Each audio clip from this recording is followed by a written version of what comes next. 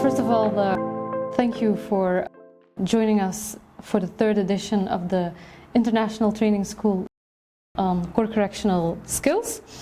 So my first question would be, could you share some key highlights from the session you just delivered? First, we have to have knowledge about various things. For example, what traumatic events and losses are. How do people feel after such experiences? How are they? Then we have to know about recovery process, that it lasts, that it goes with ups and downs, that it's not linear, and that it takes time and support. And then we have to recognize that some things we are doing to support traumatized people with very good intentions are not helpful. For example, we are saying, don't think about it, forget it, there is zero lining in everything is going to be good. It could be worse than it was. All those sentences are very human, very natural, with good intentions, but they are not helpful, because bereaved person or traumatized person has a feeling that the person who is saying all those sentences doesn't really see the state he or she is in. And then I was talking about what to do better. For example, we have 1 mouth and 2 ears, so it's better to listen more and be silent than finding some miracle words. It's important to show to the people that we are with them, that we give some practical help to show them, to educate them about reactions, about not to do, about what will be helpful and not, and to give them a feeling of security, the feeling that they again can regain control on their life. This is difficult, but it doesn't mean impossible. And the last topic was about helpers who are in contact with the people who are traumatized. It's a very difficult population, meaning that being with them often, as professionals, are also feeling very bad and somehow like we are traumatized. Why? Because we are human beings and we have those human reactions like everybody else. You're specialized in trauma. Why is this now important for probation work?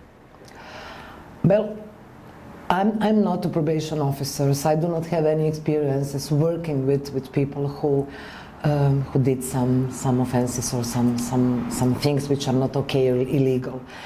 But what I do know is they are human also, and they have the same experiences, the same feelings, some behaviors maybe not the same, but some same physical reactions to traumatic events.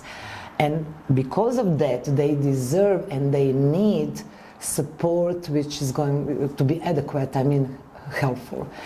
The second reason is what I know from the literature, from my colleagues who are working in this field, is that their childhood was full of many stressful and traumatic events and losses.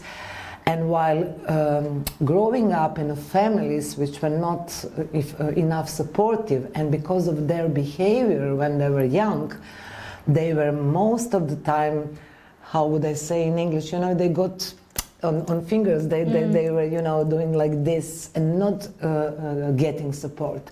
So I think that now is a time for professionals to talk with them about their losses. For example, some of them don't have parents anymore, and you know, we have only one mother, only one father, and it doesn't matter how old I am. I miss my mother, and nobody asked them that, for example, or nobody asked them how was it when they have to go from in the middle of the primary school to those hard classes when there is no teacher, or how was it for them where they are kidding, when other pupils are kidding with them, and so on and so on. So I think that part of the problem, because of their act or their trying not to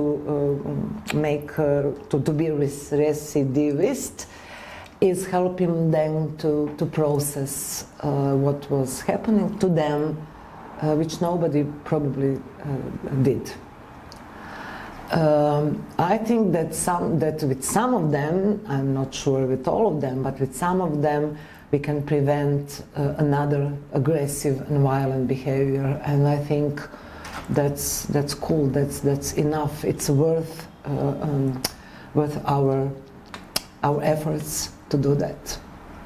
So the main thing is they're felons, of course, they're offenders, but they're human beings experiencing many difficult things without support. So I think the job of professionals, of probation officers, in addition to their regular job, is to have time, to provide time, to find time to be supportive to them.